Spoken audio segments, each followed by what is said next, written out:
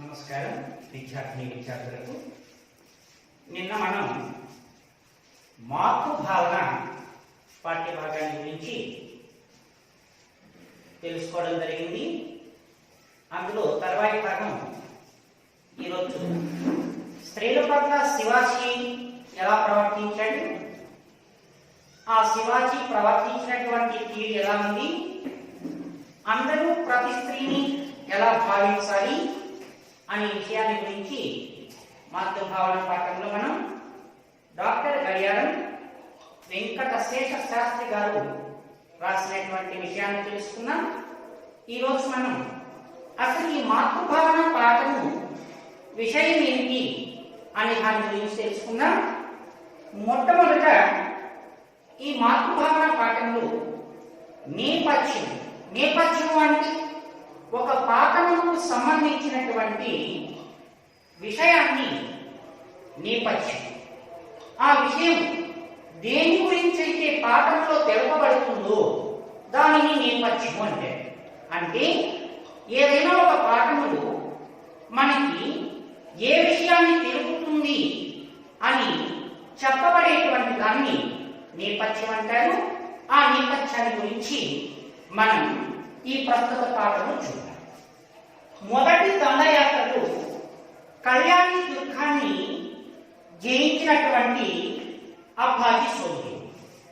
మొట్టమొదటి దండయాత్ర జరిగింది, అందులో కళ్యాణి దుర్గాన్ని జయించాడు. జయించడం అంటే విజయాన్ని సాధించడం. ఆ విజయాన్ని సాధించినటువంటి అప్పాజీ సోదేవుడు సర్దారులను, అక్కడ ఉన్నటువంటి ఆ యువకులను అందరినీ కూడా ఆయన ఏం చేశాడంటే పట్టి తీసుకురావడం జరిగింది. అంటే అప్పాజీ సోదేవుడు ఆ శివాజీ వద్దకు ఆ సర్దారులంతా బంధించి తీసుకొచ్చాడు. అంటే ఎవరి దగ్గరికి వెళ్ళి జైలుకి తీసుకొచ్చాడు అంటే ఎక్కడికి వెళ్ళాడు? కళ్యాణి దుర్గానికి వెళ్ళాడు. ఏం చేశాడు? జయించాడు. ఎవరు తీసుకొచ్చాడు? సర్దారులను బట్టి బంధించి తీసుకొచ్చాడు. కానీ మొదటి దండయాత్రలో కళ్యాణి దుర్గాన్ని జయించిన తర్వాత అప్పాజీ సోదేవుడు శివాజీ వద్దకు వచ్చాడు.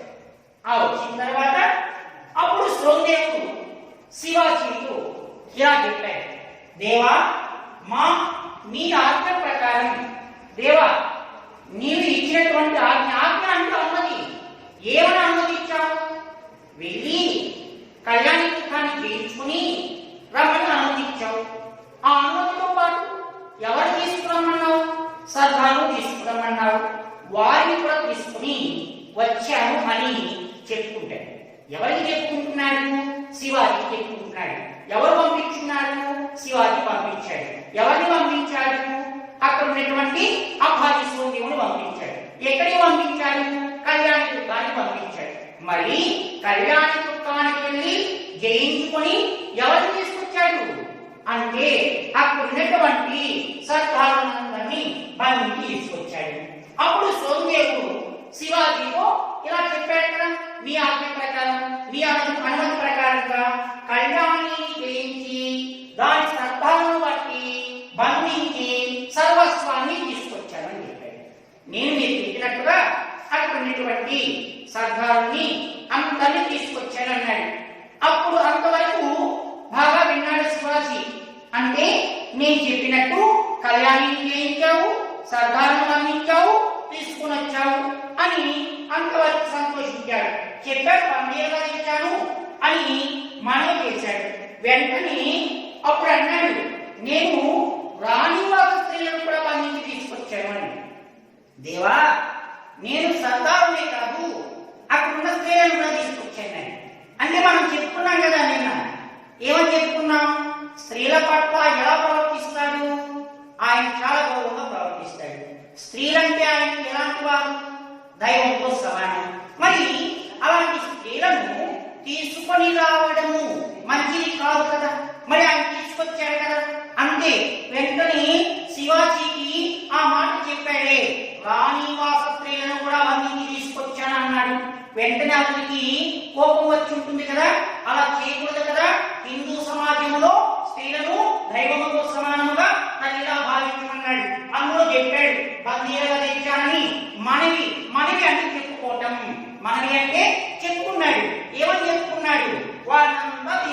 దేవా చూద్దురా అని పిలిచాడు. అప్పుడు అన్నాడు, ఇది విన్నవించిన శివాజీ పరస్త్రీలకు కళ్ళతో సమానం అన్నాడు. రే నాయన, నీవు చేసిన తప్పు. నేను చెప్పింది కళ్యాణిని జయించి అక్కడున్న శ్రద్ధాలను తీసుకురామన్నాడు. మరి ఏం చేసావు తప్పు? స్త్రీలను కూడా తీసుకొచ్చావు. స్త్రీలను తీసుకురావటం మంచిది కాదు. స్త్రీలు తల్లులకు సమానం అని హితవు పలికిన సందర్భంలో ఉండే ప్రస్తుత పాఠ్య భాగ నేపథ్యం. అంటే ఆ నేపథ్యంలో మనం పాఠంలోనికి వెళ్లే ముందు ఇది తెలుసుకోవాలి. ఏమని తెలుసుకోవాలి? పాఠములో ఉన్న విషయం ఏమిటి అనేది నేపథ్యంలో చెప్పబడేటువంటి సంక్షిప్తాన్ని మనం నేపథ్యం లేక ఉద్దేశం అని కూడా చెప్పుకుంటాం. ఉద్దేశం అంటే కూడా పాఠంలో ఉన్నటువంటి విషయం ఉద్దేశం. నేపథ్యం అంటే పాఠంలో చెప్పుకోబడేటువంటి విషయం నేపథ్యం.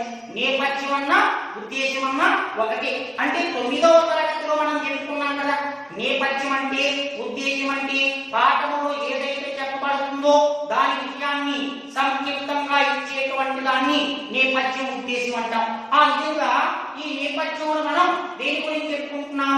మొదటి దండయాత్రలో కళ్యాణి దుర్గాన్ని జయించిన అప్పాజీ స్వామిదేవుడు ఎవరు తీసుకొచ్చాడు? అక్కడ ఉన్నటువంటి 14 మందిని తీసుకొచ్చాడు. వారితో పాటు రాణివాసం తీసుకొచ్చాడు. రాణివాస స్త్రీలను తీసుకొచ్చినటువంటి విషయాన్ని శివాజీకి చెప్పాడు. శివాజీ ఏమన్నాడు? నాయన, పరస్త్రీలు ఎవరితో సమానం అంటున్నాడు?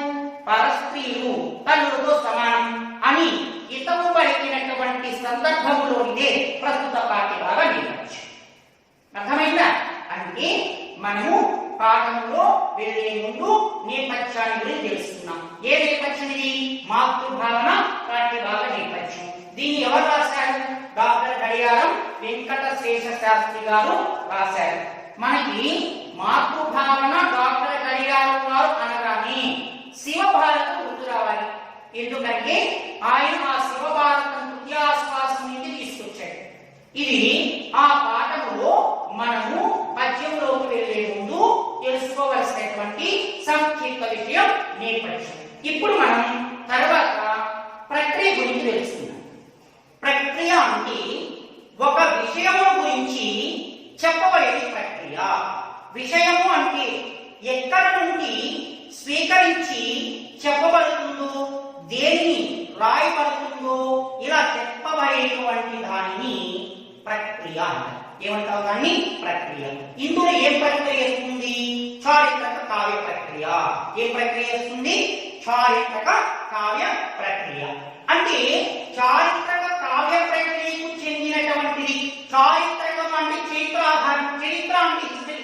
ఇంగ్లీష్ అయితే హిస్టరీ చెప్పబడుతుంది. చరిత్ర ఆధారంగా రచించిన కావ్యం చారిత్రక కావ్యం. చరిత్రని ఆధారం అంటే మనము వెళ్తున్నప్పుడు మన పాదములకు రక్షగా ఉండేటువంటిది పాదరక్షలు చెప్పచ్చు. అలాని ఒక చరిత్రని ఆధారంగా తీసుకుని రాయబడేటువంటి ఆధారం అంటే సపోర్టుగా తీసుకోబడేటువంటి దానిని చారిత్రక కావ్య ప్రక్రియ అంటారు. ఏమంటాం దాన్ని? చారిత్రక కావ్య ప్రక్రియ. మరి ఇది డాక్టర్ గడియారం వెంకట శేష శాస్త్రి రచించిన శ్రీ శివభారతం హృదయాశ్వాసములో నుంచి తీసుకోబడింది. డాక్టర్ గడియారం వెంకట శేష శాస్త్రి రాశాడు. చరిత్రను ఆధారంగా తీసుకుని రాయబడేటువంటి దానిని చారిత్రక కావ్యం అంటారు. ఏమంటారు? చరిత్రను ఆధారంగా తీసుకుని రాయబడేటువంటి కావ్యాన్ని చారిత్రక కావ్యం. ఈ పాఠంలో ప్రక్రియ ఏంటి? చారిత్రక కావ్య ప్రక్రియ. పాఠంలో ప్రక్రియ ఏంటి? చారిత్రక కావ్య ప్రక్రియ. పాఠంలో నేపథ్యం ఏంటి? మాతృభావన పాఠ్య నేపథ్యం. ఇప్పుడు నేపథ్యం గురించి తెలుసుకున్నాం, ప్రక్రియ గురించి తెలుసుకున్నాం. చరిత్రను ఆధారంగా తీసుకుని రాయబడేటువంటి కావ్యాన్ని చారిత్రక కావ్యం అంటే ప్రక్రియ పేరు చారిత్రక కావ్య ప్రక్రియ. దేని ఆధారం తీసుకుంటున్నాం? చరిత్రను ఆధారంగా తీసుకుంటున్నాం. చరిత్రను ఆధారంగా తీసుకుని రాయబడే ప్రక్రియను చారిత్రక కావ్య ప్రక్రియ. ఓకే, ఇప్పుడు మనం నేపథ్యం ప్రక్రియ తెలుసుకున్నాం. నెక్స్ట్ మనం ఏం తెలుసుకోవాలి? అసలు ఈ గడియారం వెంకట శేష శాస్త్రి గారి గురించి తెలుసుకోవాలి. డాక్టర్ గడియారం వెంకట శేష శాస్త్రి గారి కాలం 1894-1980 మధ్య కాలంలోని వారు. అంటే 1894లో పుట్టాడు, 1980లో మరణించాడు. ఈయన కాలం 1894, మరణం 1980. ఆధునిక ఆంధ్ర కవులలో ప్రముఖుడు. ఆధునిక ఆంధ్ర కవులలో, ఈ ఆధునికం అంటే ప్రజెంట్ జనరేషన్ ఆధునికం అంటాం. ఈ ఆధునిక ఆంధ్ర కవులలో, ఆంధ్రప్రదేశ్ లో ఉన్నటువంటి ఆధునిక కవులలో ప్రముఖుడు ఎవరు అంటే శత అవధాని డాక్టర్ గడియారం వెంకట శేష శాస్త్రి. శత అవధాని, శత 100, శత అంటే 100, శత అవధాని, అవధాని అనేది ఆయనతో చేర్చబడినటువంటి పేరు. శత అవధాని డాక్టర్ గడియారం వెంకట శేష శాస్త్రి ఆధునిక ఆంధ్ర కవులలో ప్రముఖుడు. మరి ఈ మన తల్లి తండ్రి ఉన్నట్టే అతనికి కూడా తల్లి తండ్రి ఉన్నాయి. ఆయన తల్లి తండ్రి ఎవరు? తల్లి నరసమాంబ, తండ్రి రామయ్య. తల్లి పేరు నరసమాంబ, తండ్రి పేరు రామయ్య. తల్లి తండ్రి నరసమాంబ రామయ్యలకు జన్మించినటువంటి వాడు డాక్టర్ గడియారం వెంకట శేష శాస్త్రి. ఒక్కోసారి ఎలా అవుతారంటే అడిగేటప్పుడు నరసమాంబ రామయ్యకు జన్మించినటువంటి కవి ఎవరు, ఆయన గురించి రాయండి అని అడుగుతారు. మనకి ఆ తల్లిదండ్రులు గుర్తు లేకుండా పోయిందనుకో, ఎవరికి ఎవరు పుట్టారో మనకు తెలియకపోయిందనుకో ఇబ్బంది పడతాం. అందుకని నరసమాంబ రామయ్యకు జన్మించిన వాడే డాక్టర్ గడియారం వెంకట శేష శాస్త్రి. ఆయన 1894-1980 మధ్య కాలంలో జన్మించినటువంటి వాడు. తల్లి తండ్రులు నరసమాంబ రామయ్యలు. మరి మనము ఎలాగైతే ఎక్కడ జన్మించుంటామో అదే విధంగానే గడియారం వెంకట శేష శాస్త్రి గారు కూడా కడప జిల్లా జమ్మలమడుగు తాలూకా నెమల్లదిన్నె గ్రామంలో జన్మించాడు. ఈయన కడప జిల్లాలో జమ్మలమడుగు తాలూకా అంటే మండలం, జమ్మలమడుగు అనే మండలంలో నెమల్లదిన్నె అనేటువంటి గ్రామంలో జన్మించాడు. కడప జిల్లా జమ్మలమడుగు తాలూకా మండలం నెమల్లదిన్నె గ్రామంలో జన్మించాడు. ఈయన కొన్ని రచనలు చేశాడు. ఏమేమి రచనలు చేశాడు? మురారి అని ఒక రచన, పుష్పబాణ విలాసం అనే ఒక రచన, రఘునాథీయం అనే ఒక రచన, ఇలా మొదలైనటువంటి రచనలు కూడా చేసినటువంటి వాడు డాక్టర్ గడియారం వెంకట శేష శాస్త్రి. ఈయన ఏమేమి రచించాడు? మురారి, పుష్పబాణ విలాసం, రఘునాథీయం మొదలైన రచనలు చేశాడు.